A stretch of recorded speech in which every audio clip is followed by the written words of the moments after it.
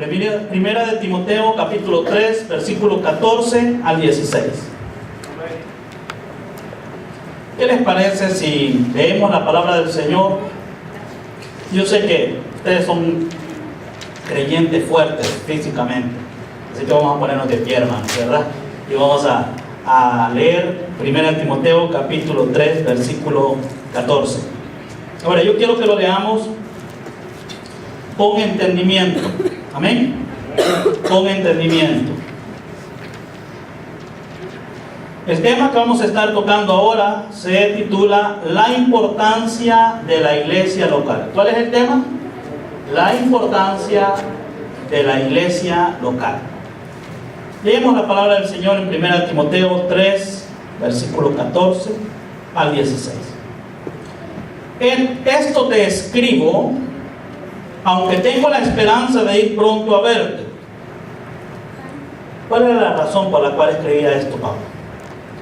Para que si tardo, o sea, en llegar a ver a Timoteo, sepas cómo debes conducirte en la casa de Dios, que es la iglesia del Dios viviente, columna y baluarte de la verdad. E indiscutiblemente grande es el misterio de la piedad.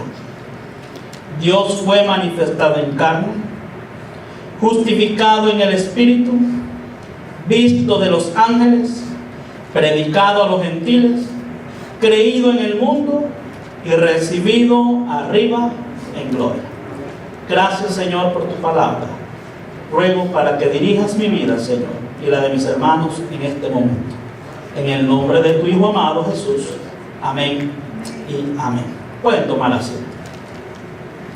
El tema que vamos a estar viendo el día de ahora se titula La importancia de la iglesia local. Ustedes saben, mis amados hermanos, que la iglesia está formada por todos los creyentes, o mejor dicho, por todas aquellas personas que han puesto su fe en Cristo. Ahora, cuando vemos en las Escrituras, hermanos, vemos que la iglesia, o sea, la obra del Señor, tiene una estructura bíblica.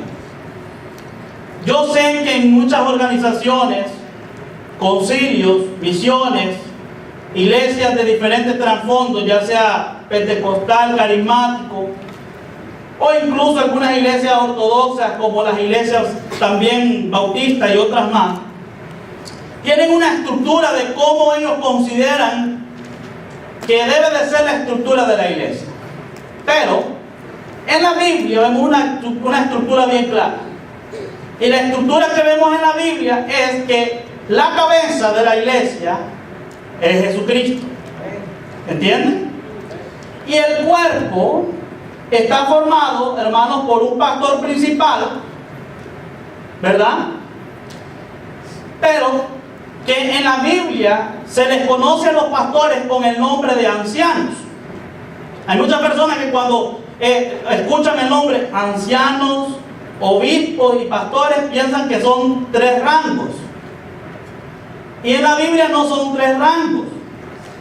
Esos nombres hablan de 3 funciones que un pastor desarrolla. El anciano es el encargado de ejercer la autoridad delegada por Dios. Acuérdense que en aquel entonces los que estaban como ancianos de la iglesia eran los apóstoles del Señor y aquellos hombres que Dios delegó. Por eso Pedro dice: yo anciano también con ellos. Entonces la palabra anciano habla de la autoridad que tiene el siervo de Dios, no una autoridad propia. Los pastores no tenemos autoridad. Los pastores tenemos una autoridad delegada por Dios. O sea, la autoridad no es nuestra, es Dios quien la ha delegado. Es lo primero que debemos de entender. Se les llama obispos porque los obispos supervisan. La función principal de un obispo es supervisar. Y un pastor, hermano, supervisa la obra del Señor. ¿Entienden? Y se les llama pastores porque los pastores, ¿qué hacen? Alimentan. Entonces, En la iglesia hay pastores, hay ancianos, obispos. El mismo pastor ejerce estas funciones. Tienen que ver siempre con el ministerio pastoral, con el ministerio del hombre que Dios ha puesto en la iglesia. Pero recuerde que la final autoridad, la cabeza, ¿quién es? Cristo. Entonces, a mí no me gusta usar mucho el término mi iglesia. A mí me gusta usar el término la iglesia de Cristo. Porque no es mi iglesia, es la iglesia de ¿quién? De Cristo. Para ese término me gusta usarlo para enfatizarle a las personas que la autoridad máxima no soy yo. Yo solamente soy el administrador de lo que Dios me ha delegado. Y ejerzo la autoridad delegada por Dios, no mi autoridad. Y los creyentes deben de entender eso. Entonces, en la iglesia primitiva, los pastores, o sea, los ancianos, eran los líderes. Y eran, claro, los siervos. Pero también en la iglesia, en Hechos capítulo 7, vemos que estaban los asistentes de los ancianos. Y estos eran los diáconos. Y los diáconos se iban a encargar de una labor, la cual correspondía, mis amados hermanos, a la administración de los bienes para las viudas y los desatendidos. O sea que bíblicamente los diáconos se encargan de la parte administrativa para que el pastor tenga la oportunidad de no descuidar la palabra de Dios y pueda estar a tiempo completo dedicado a dar un buen alimento. Cuando esto fue efectivo en la iglesia primitiva, en Hechos, vemos, mis amados hermanos, desde el capítulo 6, cómo la iglesia comenzó, hermanos, a ver una necesidad, establecen diáconos y la iglesia comenzó a crecer y la palabra del Señor fue mucho más abundante cuando los discípulos, los apóstoles del Dios, se encargaron de la palabra y los diáconos se encargaron de la administración. Así que, aunque a los pastores, cuando iniciamos una iglesia, nos toca encargarnos de la administración, no obstante, la voluntad de Dios es que los pastores estemos dedicados al 100% de la palabra y seamos nosotros, hermanos, los que administremos al lado de un diaconado adecuado para el buen funcionamiento de la iglesia. ¿Y cuántos ven que ese es el modelo bíblico de la palabra del Señor? Tal como eran las necesidades que surgían, así surgían aquellos hombres que Dios establecía. Ahora, las ovejas es la congregación en general y son compañeros de trabajo de los asistentes. O sea que las ovejas, hermanos, deben apoyar a los diáconos. Pero usted mira que un diácono no debe olvidar algo, que un diácono sigue siendo ¿qué? Oveja. ¿Aló? ¿Me escucharon eso? Un diácono sigue siendo oveja. Por eso las demás ovejas, hay algunas que están bien gorditas, hay otras que están más pechitas, ¿verdad? Pero siguen siendo ovejas.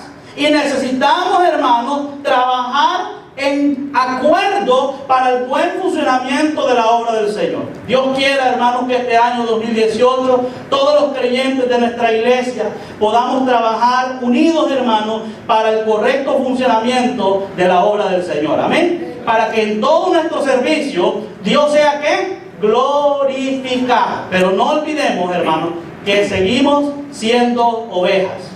Yo soy pastor, pero un pastor huele a oveja. ¿Ok? ¿Entiende? Un pastor huele a oveja, pero es pastor. Pero usted es oveja y debe entender la importancia de trabajar en compañerismo, porque somos el cuerpo de Cristo y la cabeza es ¿quién? Jesucristo. Así que, ¿tiene importancia la iglesia local? ¿Creen ustedes que la iglesia local tiene importancia? Sí. Miren lo que Pablo le escribe a Timoteo en el capítulo 3, versículo 14 al 15.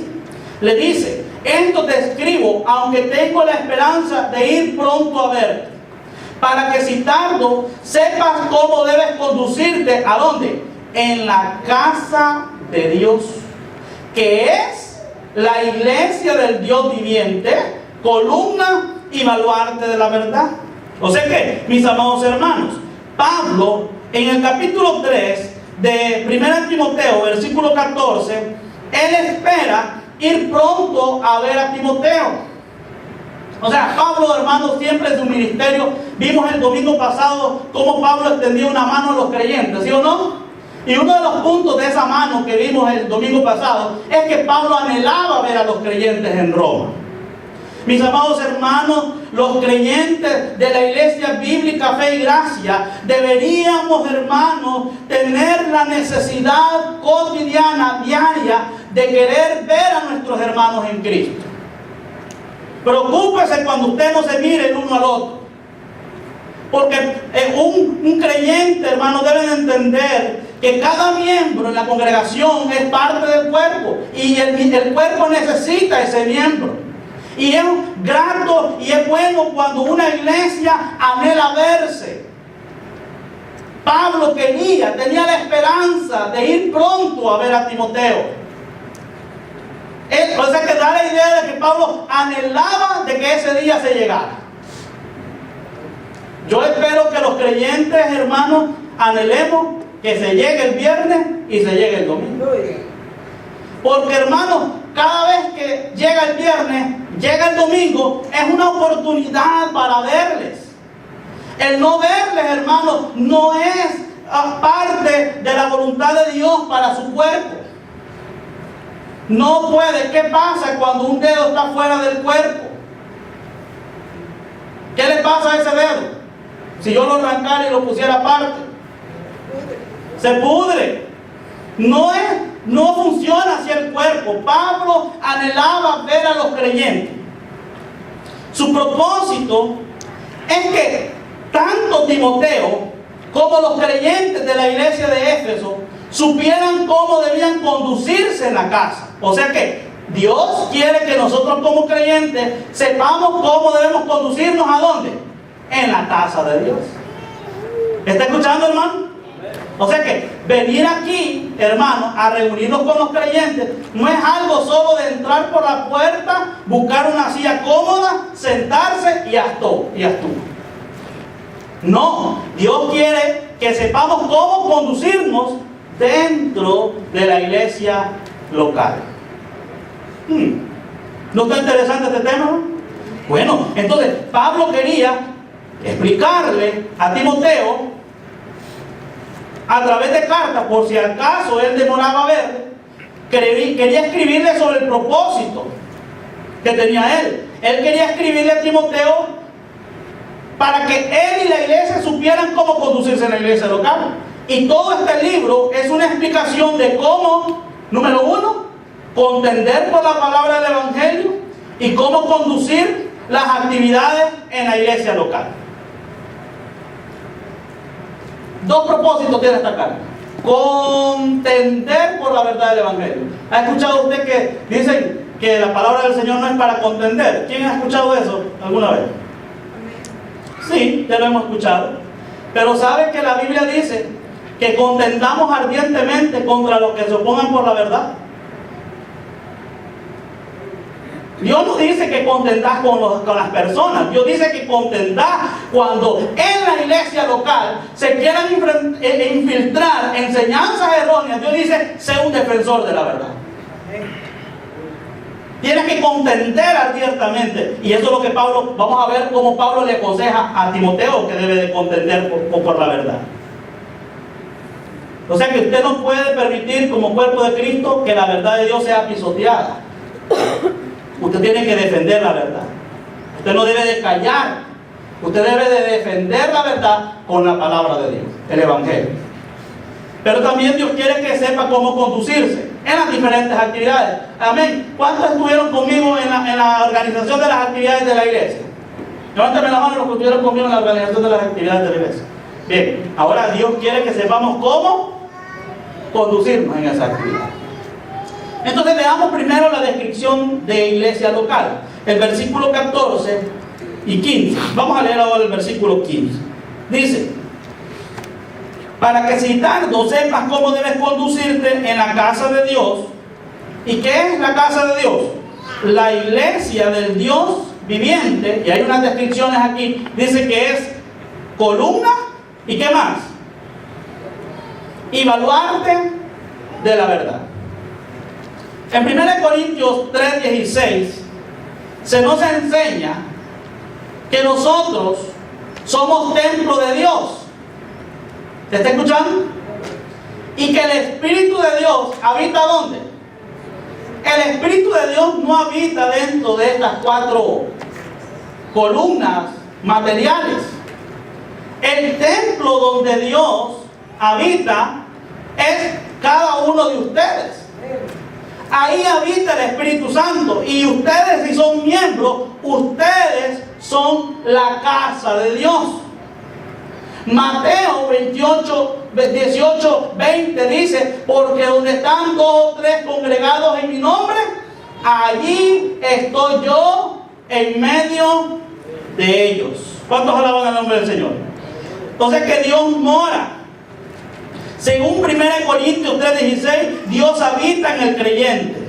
Y según Mateo 18:20, cuando la iglesia se reúne, ¿quién está en medio de ellos? Dios.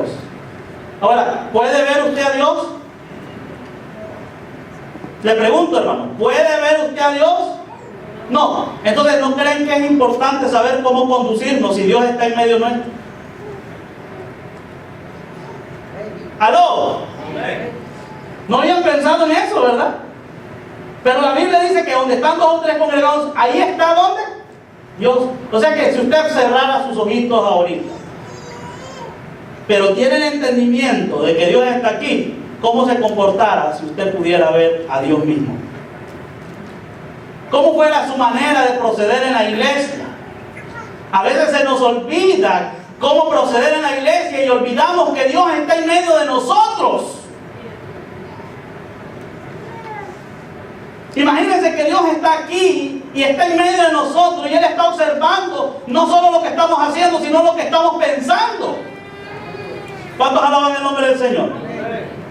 Imagínense que Dios está viendo sus acciones y está escuchando sus pensamientos. Entonces,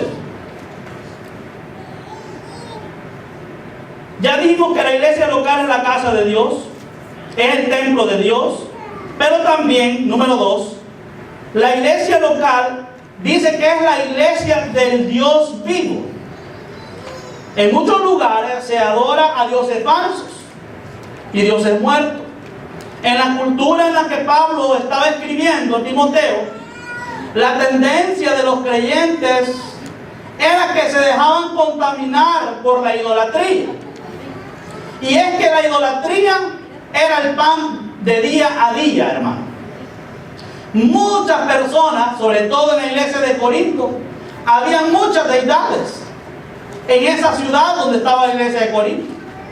La iglesia de Éfeso estaba hundida, hermano, por una gran cantidad de falsos dioses. Y Pablo, cuando le escribe a Timoteo, le resalta que el único Dios verdadero y el único Dios que realmente está vivo es nuestro Señor. ¿Cuántos alaban el nombre del Señor? Dios le dice a Timoteo que la iglesia local es el lugar donde Dios habita en medio de ellos y dentro de ellos. Pero que también Timoteo debe de recordar que el Dios que habita en medio de nosotros y dentro de nosotros es el Dios vivo, el único Dios verdadero. Así que no adoramos a cualquier Dios, no otro, hermano.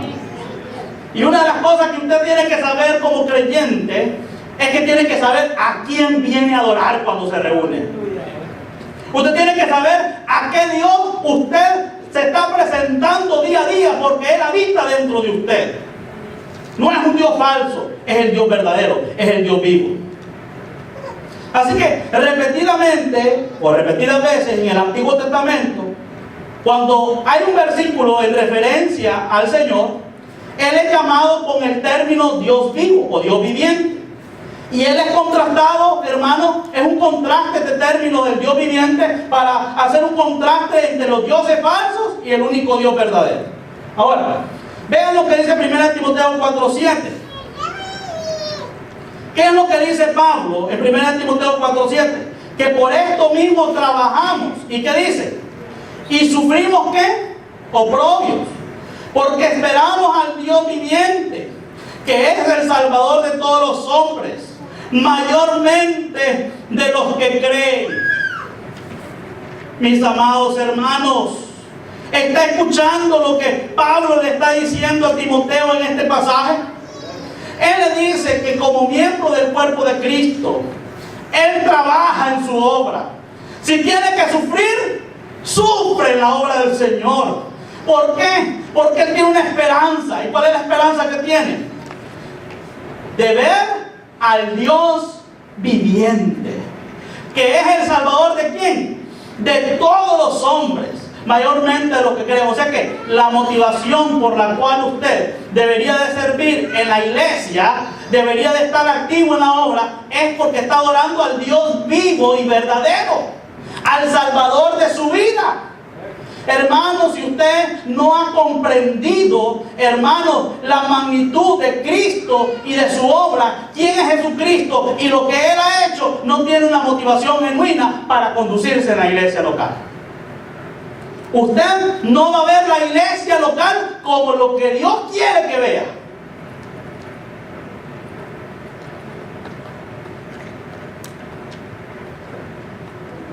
Timoteo 6:17 dice: a los ricos de este siglo manda que no sean altivos, ni que pongan la esperanza en las riquezas, las cuales son inciertas, sino que en el Dios vivo, que nos da todas las cosas en abundancia, para que las disfrutemos. Iglesia de la iglesia local, el templo de Dios que me está escuchando, que me está viendo en esta tarde, Dios manda que entienda que estamos adorando y sirviendo al Dios vivo. La iglesia local tiene importancia. No ponga su esperanza en las riquezas de este mundo, porque las riquezas de este mundo son inciertas. ¿Sabe por qué son inciertas? Porque hoy tienen y mañana no tiene. Pero ¿sabe qué?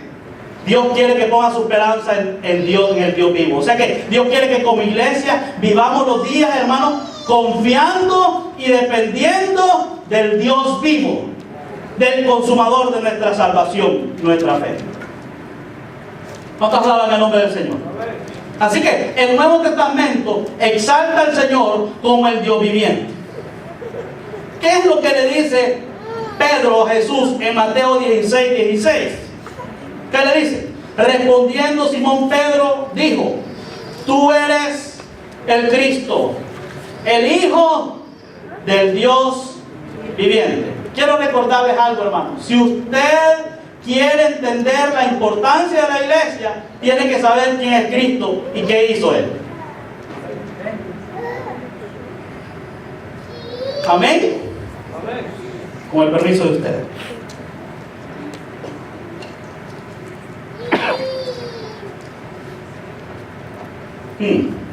¿Sabía Pedro quién era Cristo? Sí, sabía. Le dijo: tú eres el Cristo, el Hijo del Dios viviente. Qué privilegio servir al Cristo, al Hijo del Dios viviente, ¿sí o no, hermano? Qué privilegio.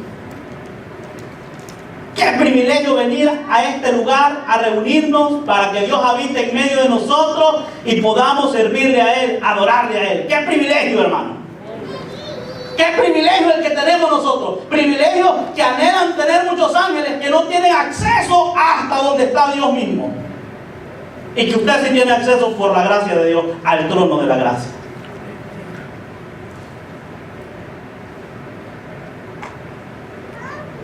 San Juan 6:69. Y nosotros hemos creído y conocemos que tú eres el Cristo, el Hijo del Dios viviente. La pregunta es: ¿y usted conoce eso? ¿Sabe usted a quién viene a adorar usted aquí? ¿Sabe usted quién es el que está en medio de nosotros, hermano? ¿Sabe usted realmente? Hechos 14:15. Y diciendo: varones, ¿por qué hacéis esto?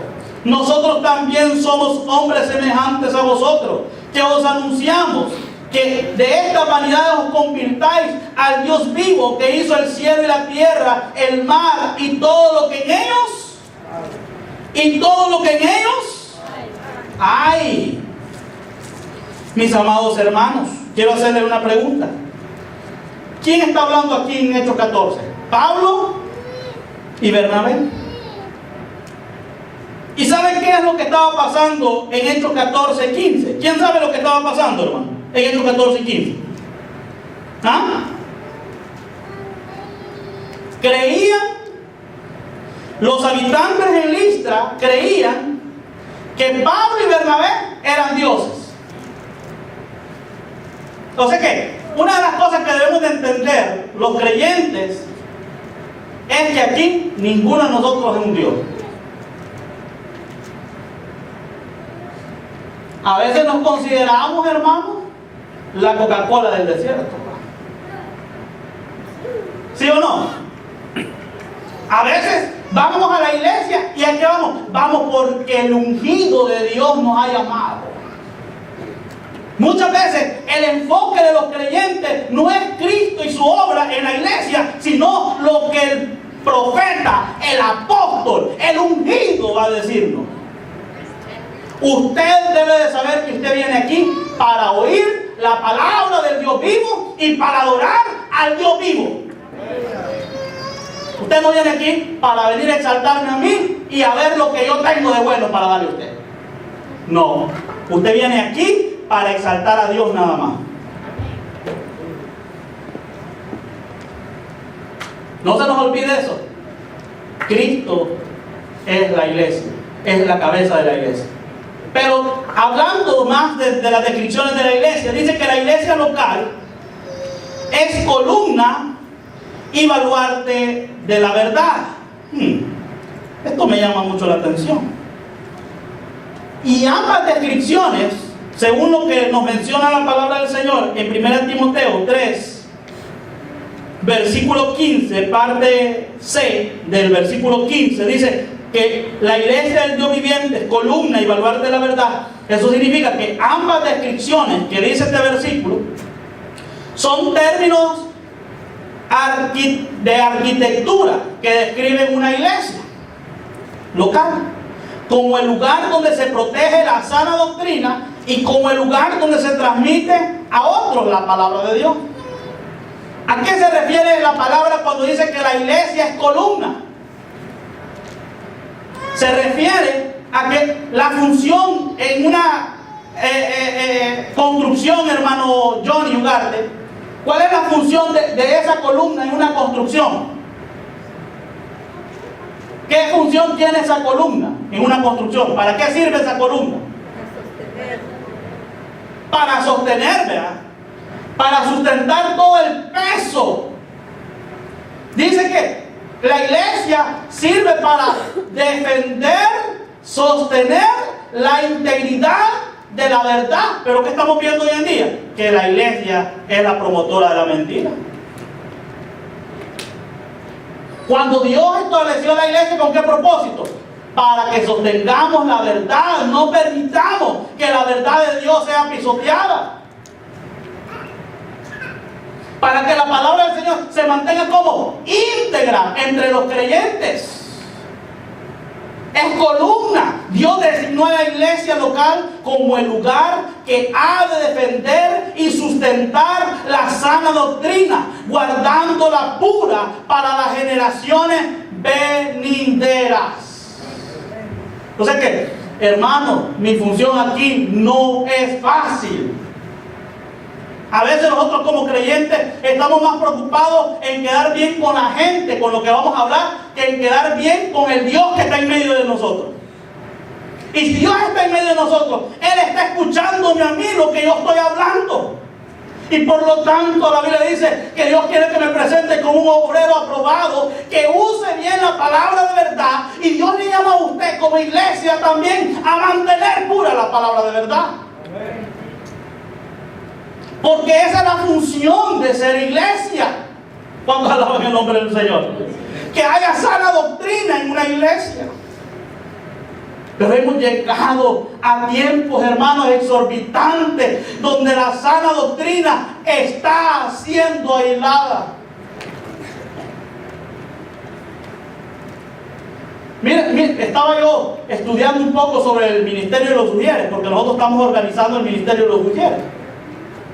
Y estaba escuchando yo a un organizador del Ministerio de los Ujieres, y él llegó a decir que el Ministerio de los Ujieres era algo tan indispensable, más que la palabra de Dios. Dijo que en una iglesia un día podemos no predicar, pero que los ujieres nunca deben de faltar. Yo le digo tal cosa, hermano, no es cierto.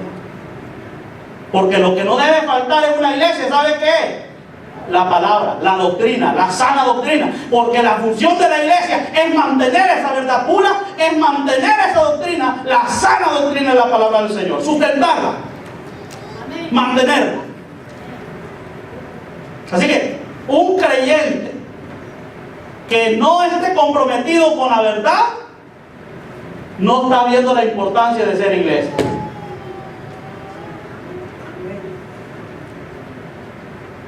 Si usted es un creyente que mira la doctrina así, mire. Ay, doctor, ¿cuántos versículos vamos a estudiar ahora? 20. ¿Por qué no 3? Esto de estar estudiando doctrina a mí no me gusta. Mire, ¿por qué no me explica? Dime más, no me ponga a leer tanto, no me ponga a estudiar tanto. Un día me preguntaban a mí, fíjense, miren lo que me preguntaban a mí un día. Me preguntaban que por qué teníamos que hacer exámenes en el Instituto Bíblico. Ahora, ¿quién sabe hasta este momento por qué hacemos exámenes escritos en el Instituto Bíblico? Para evaluar. Bien, vamos a ver algo. Vámonos desde el punto de las pruebas. ¿Por qué Dios permite que usted pase pruebas? ¿Por qué?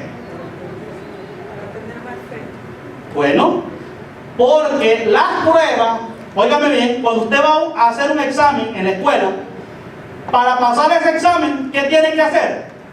Estudiar, ¿sí o no? Tiene que ir a conocer, ¿verdad? Porque si usted no se llena de conocimiento, ¿cómo le va a ir en el examen? Entonces, la prueba del examen lo obliga a usted a estudiar, a conocer. Y las pruebas que Dios nos da a nosotros los creyentes nos obligan a querer conocer. ¿Por qué? Porque una de las funciones principales de la iglesia es mantener la doctrina pura. Y como a veces como creyentes no estamos enfocados en la palabra, no queremos estudiar la palabra, entonces dice Dios, le voy a mandar unas pruebitas, porque con las pruebas sí va a querer saber de mí. ¡Aló! ¡Gloria a Dios por las pruebas! Así que no me pregunte por qué el pastor hace pruebas en el instituto, porque ya sabe por qué razón. ¿Aló? ¿Están aquí?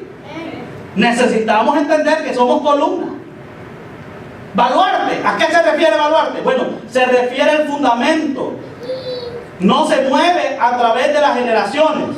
La sana doctrina debe permanecer firme a través del tiempo en la iglesia local.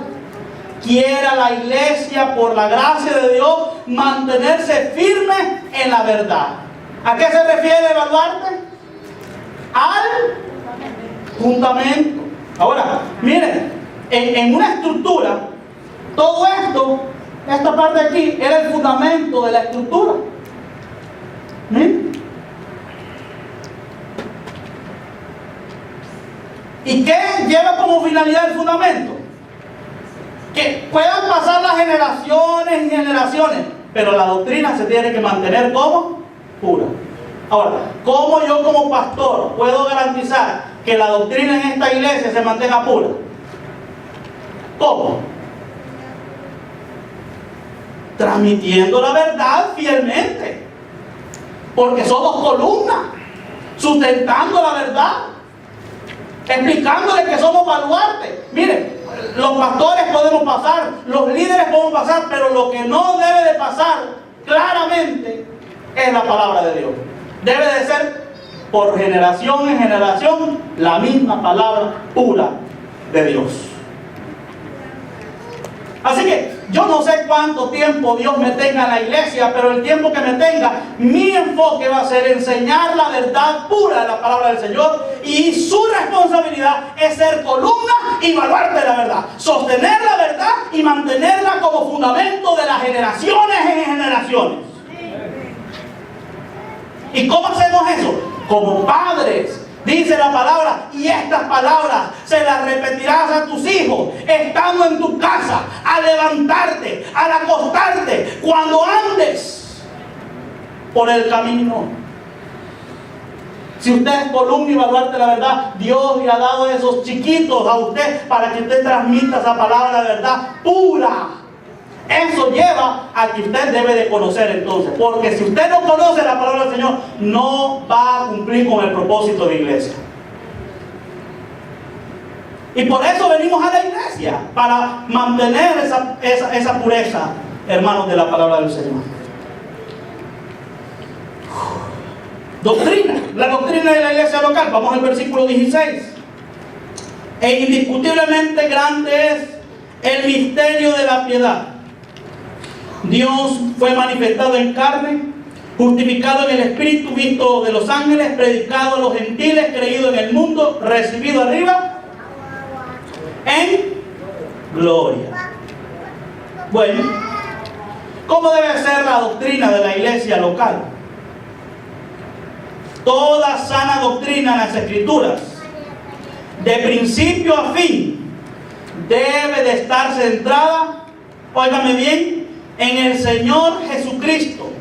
Por lo tanto, toda la doctrina de la iglesia local debe centrarse en el Señor Jesucristo, en la salvación, en la posición que tenemos en Cristo, en las verdades de la vida cristiana por la gracia, en la seguridad eterna, en el tema del rapto de la iglesia en el futuro, en el tema de la glorificación y en una iglesia comprometida con la oración.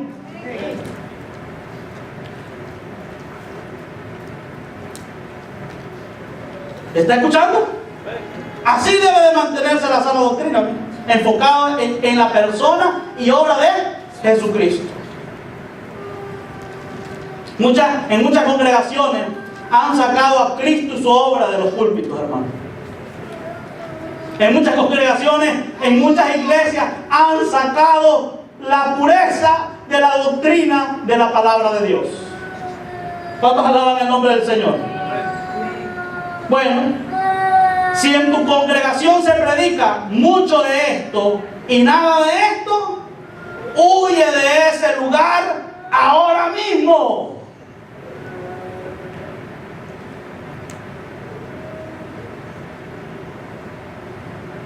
No me va a dejar mentir.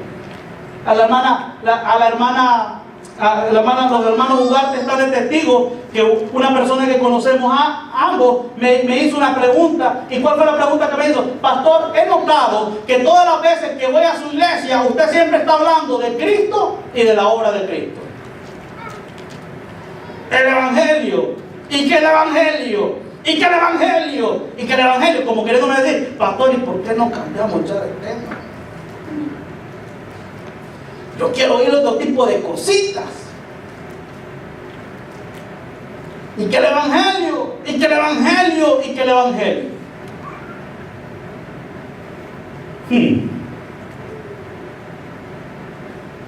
Bueno, quiero decirles que está en una buena iglesia. No porque lo digo yo, sino porque nuestro enfoque es la sana doctrina.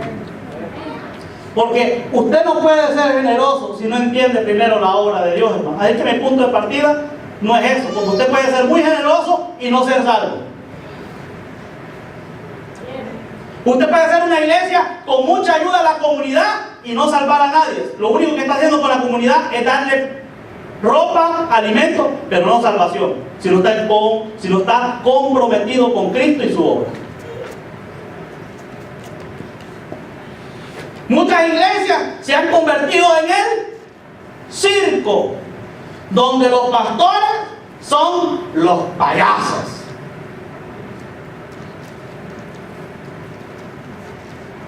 Ya quisiera ver al pastor Sancho un día vestido así en la iglesia para que haga amena Que yo quisiera que fuera atractiva su predicación, pastor, que me haga reír.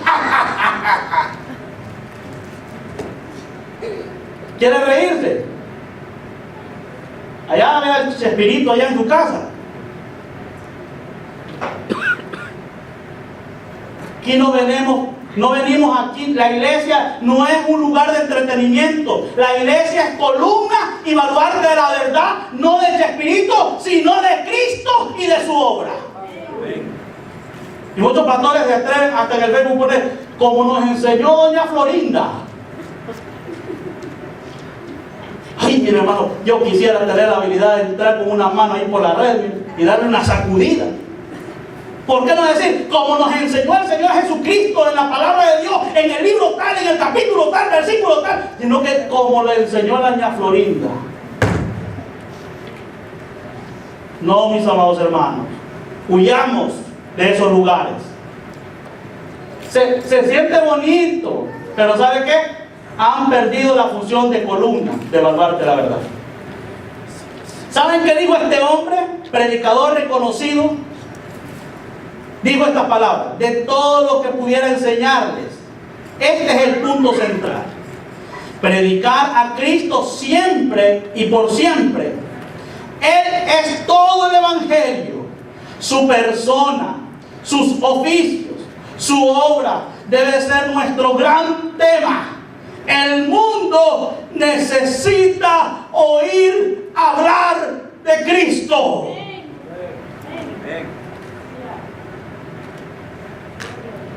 Virginia necesita oír hablar de Cristo.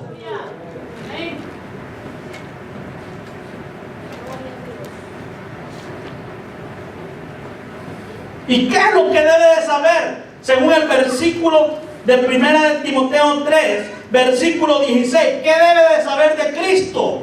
La iglesia, las personas, el mundo. ¿Qué debe de saber de Cristo? Bueno, mira lo que debe de saber.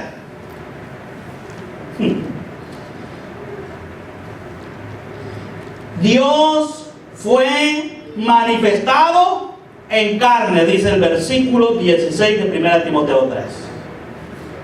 Hay gente que sabe muy poco de Cristo, sabe muy poco de su obra. Hay gente que no sabe por qué Dios tuvo que humanizarse, por qué Él tuvo que manifestarse en carne. O sea que esto de Dios manifestado en carne nos está hablando que Jesucristo, como el Hijo de Dios y deidad, llegó a ser humano por medio de la encarnación y del nacimiento virginal. Si Jesucristo no hubiese venido en carne, no habría un sacrificio perfecto para nuestros pecados. Todo el cristianismo descansa sobre este fundamento. Hay gente que no mira la importancia de la humanidad de Cristo, de por qué Cristo tuvo que humanizarse. Si Cristo no se hubiera humanizado, la muerte no hubiera sido efectiva, porque ¿quién hubiera podido matar al Dios vivo? ¿Quién hubiera podido hacerle frente al Dios vivo? Si cuando Juan vio la revelación del Apocalipsis, cayó como muerto inmediatamente al ver al Dios vivo. Cuando Pablo iba camino a Damasco y se presenta a Cristo en su gloria, Pablo quedó ciego. Entonces, ¿qué hubieran podido hacer a la persona de Cristo si Él hubiera venido en esencia divina? Filipenses 2, 4 al 6 dice: no mirando cada uno por lo suyo propio, sino cada cual también por lo de los otros. Haya pues en vosotros este mismo sentir que hubo también en Cristo, el cual, siendo en forma de Dios, no estimó el ser igual a Dios como cosa a que a aferrarse.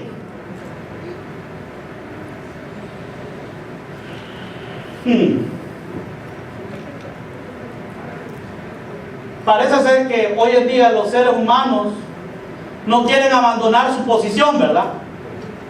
Cuando llegan a una posición alta, ¿qué pasa ahí? De ahí no se quieren bajar, ¿verdad? ¿Aló? ¿Sí o no? Pues Dios no se aferró a eso, ¿sí? Se despojó.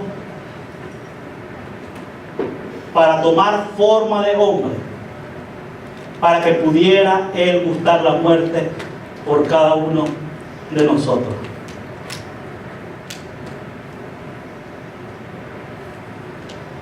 Siendo en forma de Dios, no estimó el ser igual a Dios, sino que fue hecho semejante a los hombres.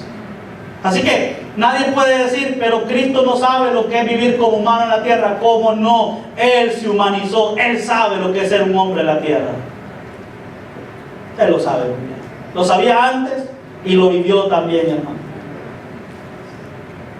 Otra palabra más que vemos en el versículo 16 es que no solamente Dios manifestado en carne, sino justificado en el Espíritu. Esto parece referirse a la suma total del ministerio de Cristo en la tierra, que fue realizado perfectamente y sin pecado por el poder del Espíritu Santo, sus milagros, su enseñanza, bautismo, crucifixión y resurrección. Recordemos que la palabra justificado, ¿qué significa, hermano? A ver, ¿qué significa? Ser declarado justo. No significa ser inocente, significa ser declarado justo, porque inocentes no somos. Somos culpables, pero fuimos declarados justos. Entonces significa que Jesucristo fue declarado justo por medio de todo lo que Él hizo cuando estaba en la tierra. Cuando dice justificado en el Espíritu, o sea que Jesucristo fue declarado justo. ¿Por qué? Porque fue el único que pudo cumplir a la perfección todas las demandas de la justicia de Dios. Y eso es importante que la gente entienda, porque las iglesias y las congregaciones piensan que la salvación es por obra, cuando la Biblia nos enseña que el único que fue capaz de ser declarado por obrar fue Jesucristo. Entonces, si usted quiere mantener la doctrina pura, esa es una verdad que la iglesia debe conocer, para que no tengamos iglesias que están dependiendo de obra en lugar de la justicia de Cristo. Visto por los ángeles. El mismo versículo 16 dice, visto por los ángeles. O sea que los ángeles estaban involucrados durante el ministerio terrenal de Jesucristo, desde su nacimiento hasta su ascensión. ¿Quiénes estaban involucrados? Los ángeles. Desde su nacimiento hasta su ascensión. Miren lo que los ángeles dijeron en Hechos 1:11. Varones Galileos, ¿por qué estáis mirando al cielo? Este mismo Jesús que ha sido tomado de vosotros al cielo, así vendrá como le habéis visto ir al cielo. Un día me preguntaron, hermano, ¿y por qué los creyentes debemos de celebrar Navidad? Sencillo, porque miren quiénes estaban celebrando ahí de espectadores cuando Cristo nació. ¿Y qué decían? ¿Cómo celebraban ellos? Gloria a Dios en las alturas. ¿Y en la tierra qué? Paz. La creación daba gloria a Dios. Los pastores honraban a Dios. Los magos honraban a Dios. Y si todos ellos lo hicieron, ¿por qué no nosotros? Los ángeles estaban de espectadores, hermanos. Miren, en el momento que estaba siendo anunciado, ¿saben cómo estaban los ángeles? Así, miren, con sus cuellos erguidos, viendo lo que estaba pasando en la tierra, porque hay buenas nuevas, de gran gozo, decían ellos. Y ellos solo eran espectadores. ¿Cuánto más nosotros que hemos sido los recipientes de esa buena noticia? Por eso la iglesia, cuando ven aquí, debería no solamente, hermanos, ser espectadora, sino entender que ha sido beneficiado con esa excelente noticia. ¿Cuántos alaban el nombre del Señor? Predicado a los gentiles. Por la gracia de Dios, los gentiles también han llegado a ser herederos junto con los judíos por el ministerio de la iglesia. Recuerde que en la historia hubieron dos evangelios. La Biblia enseña que cuando Jesús vino, Él vino a predicar primero el evangelio del reino. Jesús dijo, el reino ya está aquí entre vosotros. ¿Y qué decían los judíos? Tú, el rey de Nazaret, ¿puede venir algo bueno? No, no creo. A los suyos vino y los suyos no le recibieron. Cuando Jesús vio que el pueblo por el cual él vino, judíos, no le recibieron, ¿sabe cuál mensaje comenzó a predicar? No el mensaje del reino. Ahora comenzó a predicar el evangelio de la gracia. Porque en una iglesia que se predica el evangelio del reino es porque en esa iglesia no ha entendido que el evangelio del reino es un mensaje específico para Israel, para el tiempo donde va a ser por 1000 años el reino de Dios. Pero Cristo vino a predicar un evangelio que abarcara a todas las naciones, no solo judíos, y predicó el evangelio de la gracia, porque el evangelio de la gracia no solo es la buena nueva para Jerusalén, para judíos, sino también para todas las naciones. En ti serán benditas todas las naciones de la tierra, le dijo Jesús a Abraham. Si hay un mensaje que debe predicar la iglesia local, ¿sabe cuál es? Es el evangelio de la gracia. Por eso estamos comprometidos nosotros como iglesia bíblica, fe y gracia a predicar este evangelio. ¿Cuántos alaban el nombre del Señor? Hablando de Jesucristo, dice que Él fue creído en el mundo. O sea que la fe es la única respuesta humana correcta a la predicación del evangelio. ¿Cómo usted responde correctamente al evangelio que Cristo predica a través de su iglesia? Por la fe. Fue predicado. Hoy, mire el proceso. Dios manifestado en carne, justificado en el Espíritu, visto por los ángeles, predicado entre los gentiles. ¿Y qué hizo el mundo con ese evangelio que fue predicado? Creyó. ¿Cuántos alaban el nombre del Señor? Entonces la fe es la única respuesta humana correcta a la predicación del evangelio. En Hechos 16:30, ¿qué dice? Ellos dijeron: cree en el Señor Jesucristo y serás salvo tú y tu casa. ¿Qué es lo que la gente debe saber en la iglesia? Cómo responder a la buena noticia. ¿Y cómo se responde? Creyendo. Y después, ¿qué dice de Cristo? Recibido arriba en gloria. Esto nos habla de la ascensión. Fue el evento final de Jesucristo en la tierra. E indica que Él completó su obra redentora a favor del hombre. Ya no tenía nada más que hacer en la tierra. Todo lo que tenía que hacer ya lo había hecho. También indica que Jesucristo está ahora. ¿A dónde está Jesucristo? En la presencia de Dios Padre. Y que un día regresará nuevamente en el rapto para llevar al lugar celestial a todos los creyentes en Cristo. Usted mira este cuadro, mis amados hermanos. ¿A dónde está Cristo, hermano? Ahora. ¿A dónde? En el cielo, mira aquí, después de la cruz. Asciende. ¿Y a dónde está Cristo ahorita? ¿Al lado de quién? Del Padre. Entonces la pregunta es, como iglesia, ¿estamos predicando, protegiendo la sana doctrina en la iglesia local? Especialmente la verdad del Evangelio de Cristo. Hermanos, ¿cuántos son en iglesia aquí? Entonces, ¿cuántos aquí están predicando la verdad? ¿Cuántos aquí están defendiendo la verdad del Evangelio? Usted es iglesia. Usted debe de hacer entonces la función de la iglesia. ¿Cuántos alaban el nombre del Señor, hermano? 1 Corintios 15, 3-4, Pablo hablaba de este Evangelio. Cristo murió por nuestro, ¿qué? Pecado. Conforme a las Escrituras.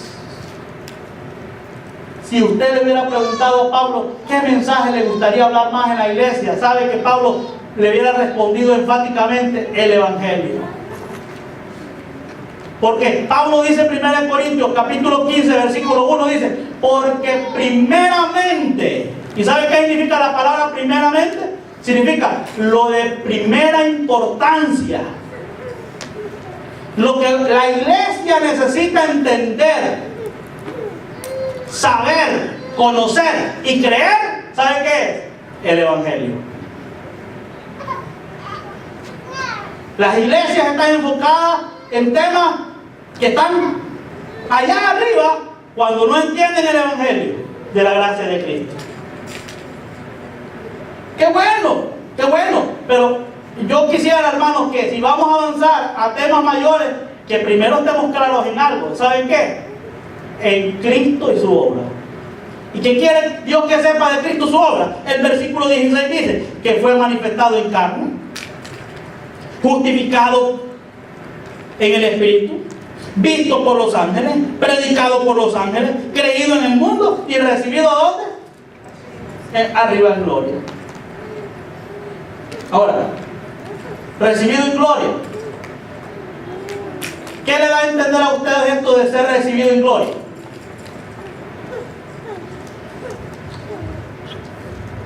¿Cuántos han visto películas de las guerras que hacían los romanos cuando conquistaban una nación? ¿Nadie? ¿Uno? ¿Quién más ha visto? ¿Dos? ¿Qué hacían los conquistadores cuando ya venían de la guerra y habían ganado esa guerra? ¿Qué hacían los conquistadores? ¿Ah? ¿No le escucho qué?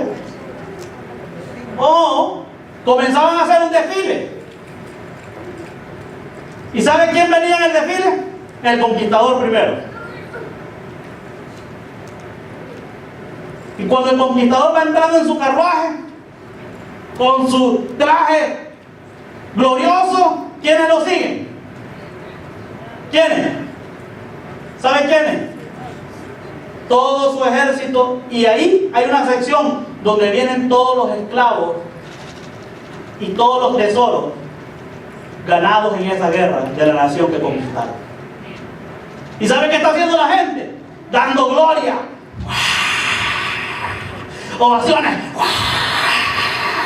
¿Y saben por qué Cristo fue recibido en gloria? Porque Él triunfó. Triunfó sobre la muerte, triunfó sobre el pecado, triunfó sobre el mundo y triunfó sobre el diablo. Así que, si usted entiende eso, debe de saber a quién viene a darle gloria a usted aquí. Yo creo que la hermana Graciela no tendría que estar haciendo hincapié tanto. Hermano, démosle gloria a Dios, porque usted debería de saber a qué viene. Amén. Entonces, ¿vale la pena la iglesia local, hermano? Ahora le pregunto, ¿qué es entonces lo que sucede cuando usted no le da importancia a la iglesia local?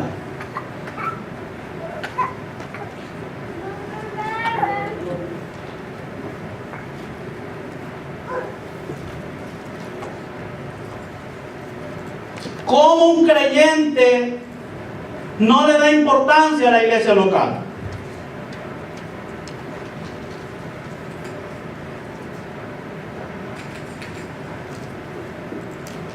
¿Cómo? Hebreos 10:25.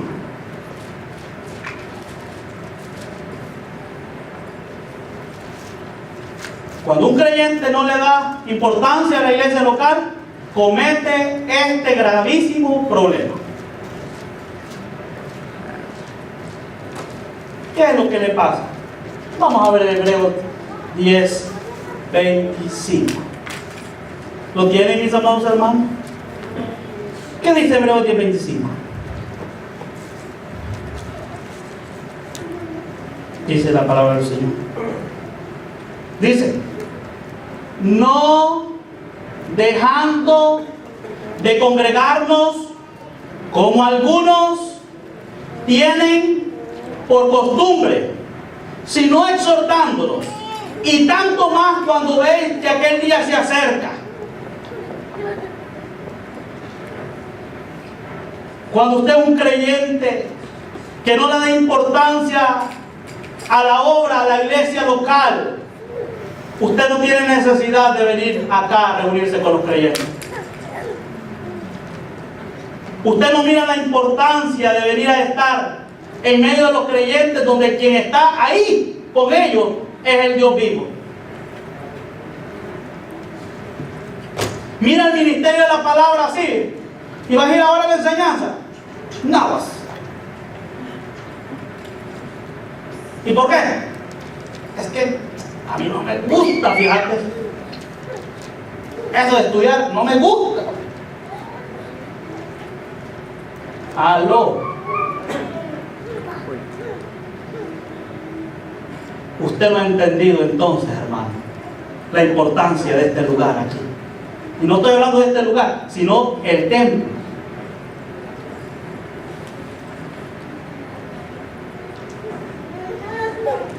La importancia de la iglesia local tiene mucho. Porque aquí usted escucha los oráculos de Dios, la palabra de Dios. Aquí usted viene para tener compañerismo con los demás miembros del cuerpo. Aquí usted viene para escuchar a Dios mismo.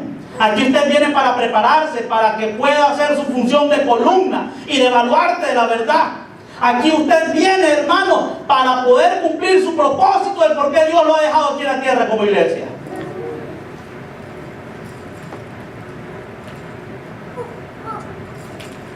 Pongámonos de pie, mis amados hermanos. Ahora, este pasaje que leímos nos recuerda que podemos ser columna y baluarte de generación en generación, pero también podemos ser una columna sin función.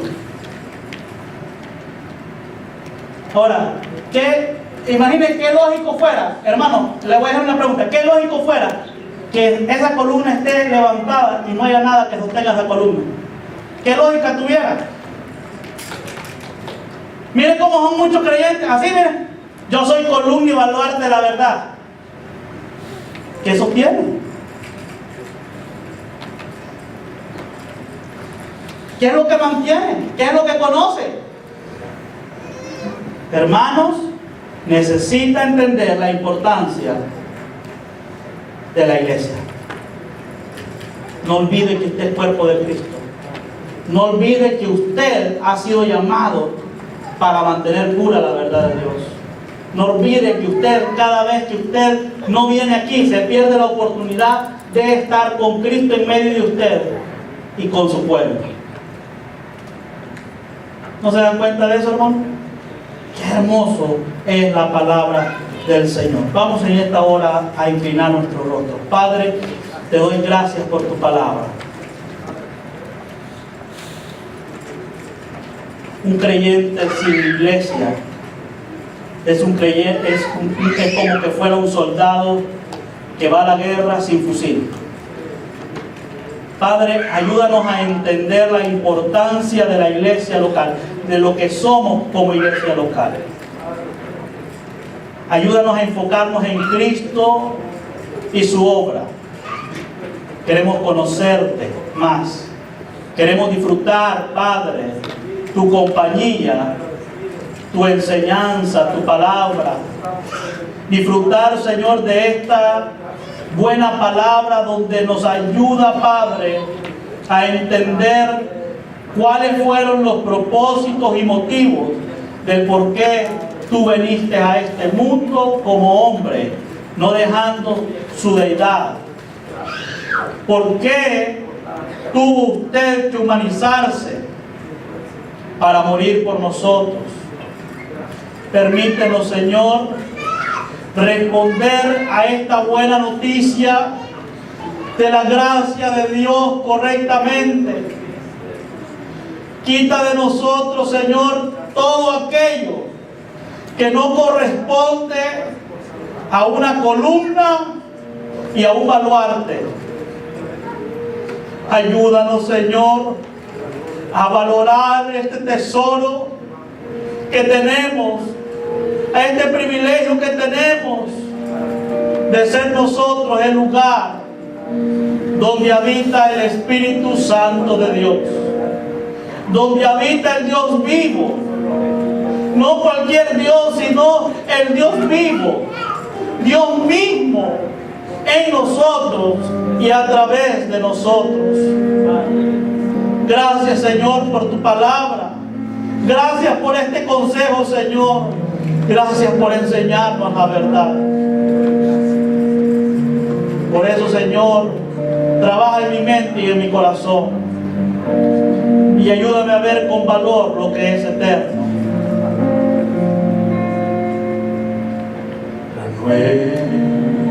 Renuévame, Señor Jesús. Ya no quiero ser igual. Renuévame, Señor Jesús. Sí, Padre.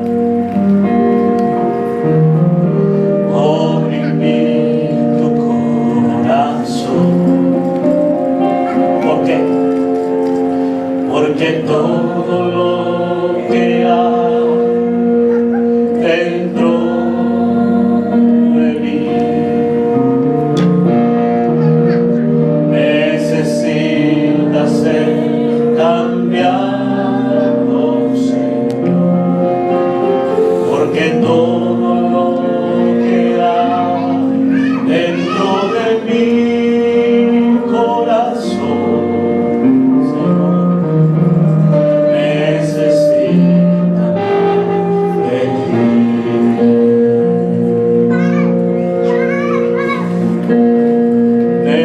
necesita más de ti.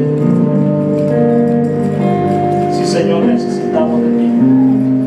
Necesita más de ti.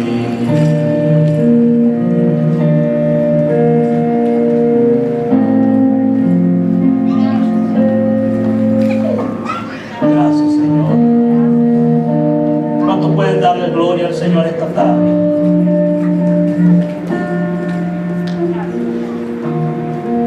Padre, te damos gracias, te damos honra y gloria.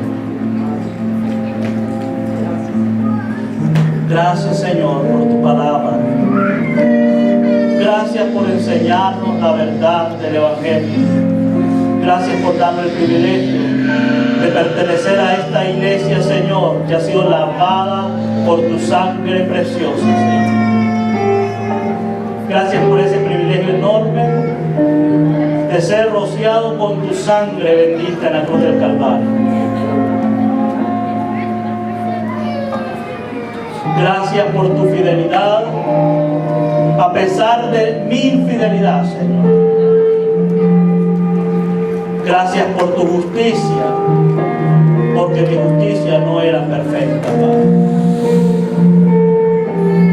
Gracias por tu perdón, para librarme de una eternidad en el infierno. Gracias, Señor, por todas tus bendiciones. Gracias por los que escucharon tu palabra este momento, Señor.